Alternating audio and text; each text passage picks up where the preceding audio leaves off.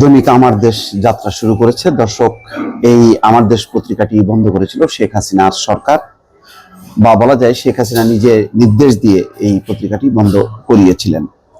সেই পত্রিকাটির আবার যাত্রা শুরু হলো আমার দেশ, এবং তার সম্পাদককে আপনারা সবাই চেনেন, মাহমুদুর রহমান। তিনি এক পর্যায়ে নির্যাতনের মুখে টিকতে না পেরে বিদেশে চলে গিয়েছিলেন। তুরস্কে দীর্ঘদিন তিনি বসবাস করেছেন, তারপর তিনি ফিরে এসেছেন 5ই আগস্ট পরবর্তী রাজনৈতিক পরিস্থিতির কারণে।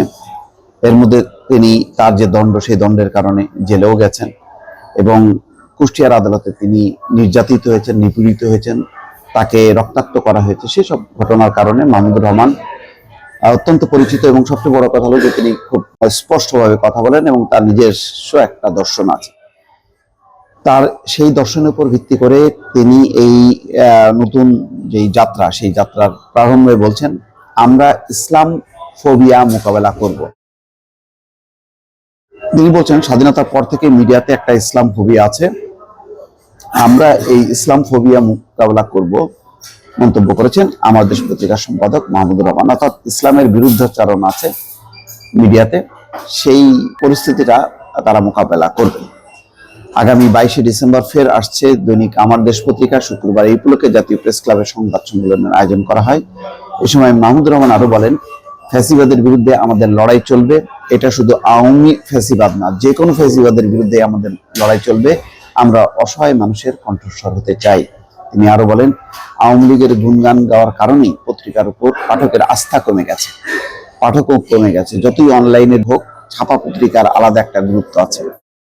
আমরা সেটা ফিরিয়ে আনার চেষ্টা করব। কোনো দলের সঙ্গে আমাদের সঙ্গ নাই। যে দল গণতন্ত্রের পক্ষে থাকবে, আমরা তার পক্ষে থাকব। এটা গুরুত্বপূর্ণ তথ্য। এটি যদি রক্ষা করা হয় তাহলে ভালো। তিনি বলেন, এটা আমার জীবনের লাস্ট ইনিংস, এই খেলাটা আমি মিডিয়ার ফিল্ডেই খেলতে চাই।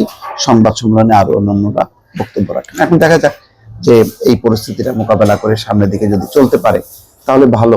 তবে যেহেতু পত্রিকা সব দল মতের হবে, সব পক্ষের বক্তব্যগুলি যদি বস্তুনিষ্ঠভাবে তুলে ধরা হয়, তাহলে নিশ্চয়ই এই পত্রিকাটিও জনপ্রিয়তা পাবে। এবং এই পত্রিকাটি জনপ্রিয়তা ছিল, নানান কারণে এটি তার লক্ষ্যচ্যুত হয়েছে। সেটি আর নিজস্ব দোষে না, সরকারের নিপীড়ন নির্যাতনের কারণে টিকতে পারেনি। এখন নতুন আঙ্গিকে এটি গড়ে তোলা হচ্ছে। সেই আলোকে যদি চলতে পারে এবং পেশাদার সাংবাদিকরা যদি সেখানে কাজ করেন, তাহলে নিশ্চয়ই পত্রিকাটি আবার মর্যাদা ফিরে পাবেন। বাংলাদেশে শুধুমাত্র প্রথম আলো, ডেইলি স্টারের যে একচেটি আধিপত্য, সেই আধিপত্যের বাইরে আরেকটি মেরুকরণ যদি হয়, তো সেটা ভালো। নিশ্চয়ই দর্শকরা এটাকে স্বাগত জানাবে। ভালো থাকবেন। আল্লাহ হাফেজ।